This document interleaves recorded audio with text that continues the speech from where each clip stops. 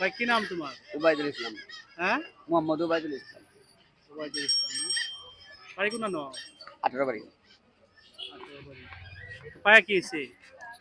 এটা টিউমারে হচ্ছে। টিউমার কইছি। টিউমার হয়েছে।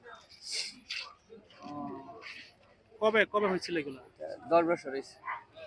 বয়স কত হয়েছে? 30-এর কাছাকাছি যাবে। বিয়ে শাদী করছে?